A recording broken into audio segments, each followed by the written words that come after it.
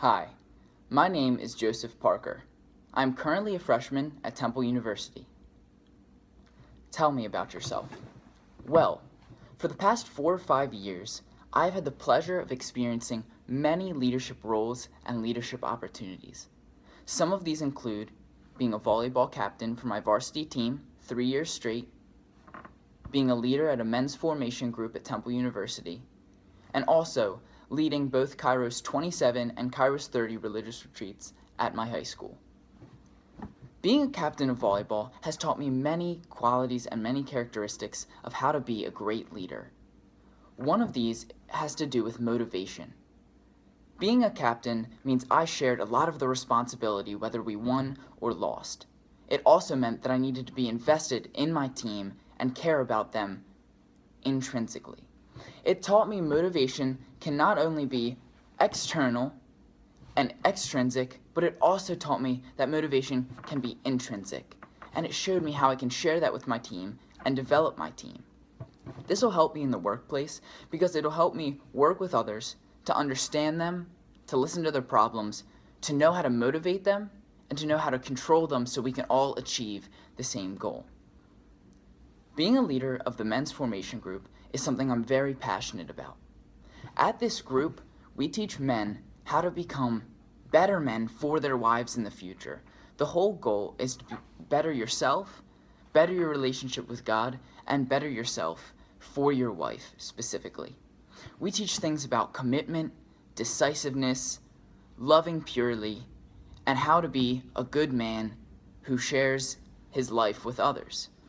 This will help me in the workplace because it'll teach me to not always think of myself, but to always think of other people and to think of my team and how I can help them the most. Leading the retreats is a third thing that I'm extremely passionate about and that has meant a lot to me.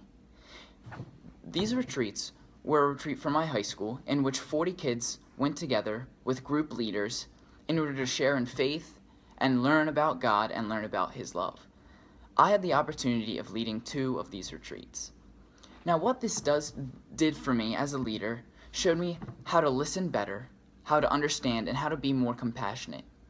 When you're working with a small group of people, sometimes it's hard to invest yourself individually in each one. But it showed me that taking the time and effort to individually invest in each person will make a huge difference in the way that my leadership can have an impact on someone else. This will definitely help me in the workplace because it teaches me how to be a good leader in a small group to provide a resonant structure and a resonant team where we can all grow and achieve our goals together as a team. Tell me about one of the most significant accomplishments in your life. One of the most significant accomplishments in my life has to be being selected to lead Kairos 27 and Kairos 30 religious retreats. As said before, these retreats were built upon love and built upon service. The goal of the leaders was to help people know more about themselves, to know more about their relationship with God, and to learn more about the love in their life. The things that I got out of it were learning how to be respectful, respecting others, how to understand others, how to become a good listener, and how to become sacrificial.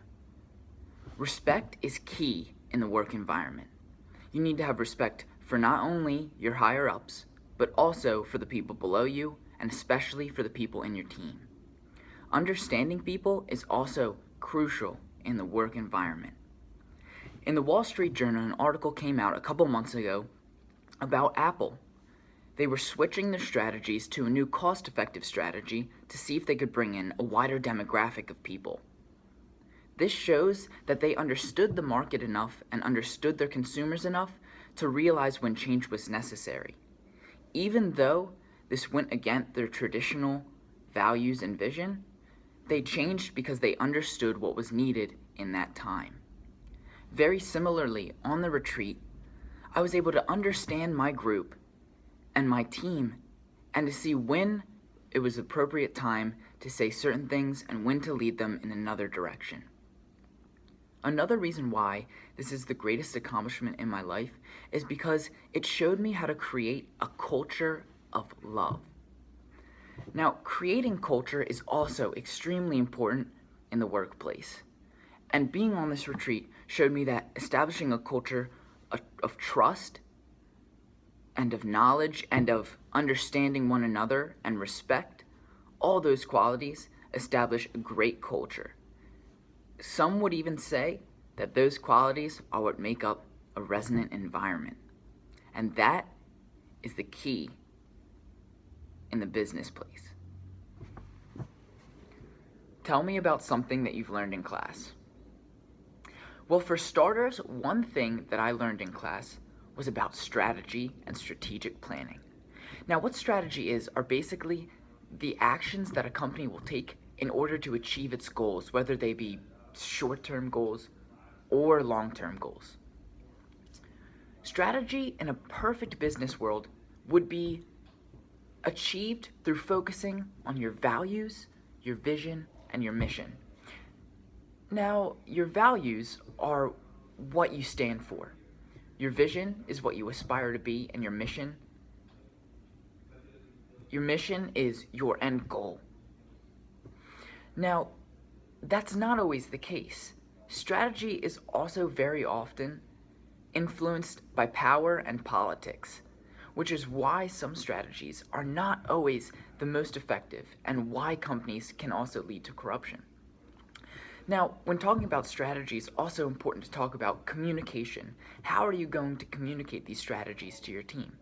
Well, let's look at the process. First, it starts with the sender who has a message. They need to encode that message, figure out what they're trying to say, so that the receiver can understand that message and decode it in a way that makes most sense to them. Once the receiver has the message, their goal is to provide feedback, to tell the sender how well they received that message. By establishing a good feedback loop between sender and receiver, a team can more efficiently communicate with each other.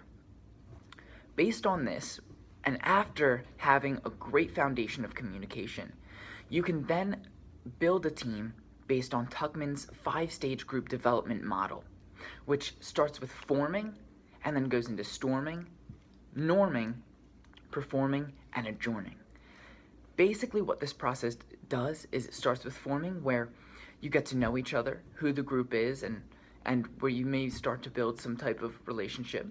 Storming, where you talk about who wants what roles or what positions of power and leadership, where there will be some conflict, but conflict can be good.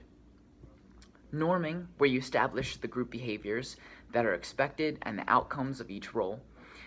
And the performing, when you actually present the topic or when you're actually doing the work. Then adjourning, when you finally leave.